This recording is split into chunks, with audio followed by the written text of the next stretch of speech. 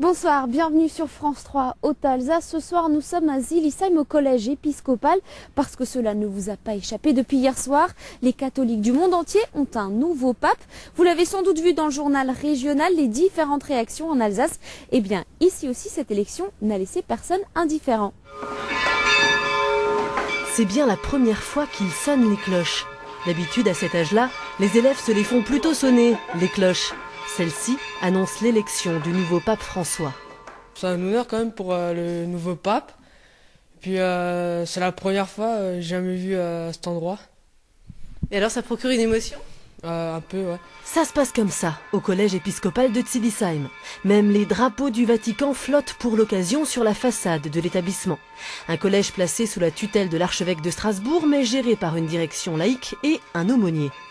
J'assure toute la partie pastorale de l'établissement, aussi l'écoute des élèves lorsqu'ils en ont besoin. Ils viennent me voir à l'aumônerie et je donne également quelques heures de cours d'enseignement religieux ici dans l'établissement. Pour autant, est-ce si particulier d'être élève d'un collège épiscopal? À les écouter, pas tant que ça. Un peu, ça change parce qu'il y a des cours de religion, mais sinon ça change franchement rien.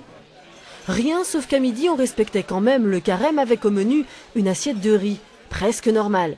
Il faut dire que cet établissement, né en 1866, avait pour vocation d'accueillir les candidats à la prêtrise. Dans la bibliothèque d'origine, des ouvrages de théologie et de philosophie du 19e, un lieu qui vit toujours. Cet endroit est fréquenté par nos élèves. Ils l'utilisent surtout au niveau du lycée et en classe de seconde, dans les enseignements d'exploration, puisqu'on a une option qui leur permet de venir travailler avec leurs professeurs de français dans ce lieu magique qui rappelle un certain nombre de souvenirs aux plus anciens et aussi aux élèves qui lisent fréquemment Harry Potter.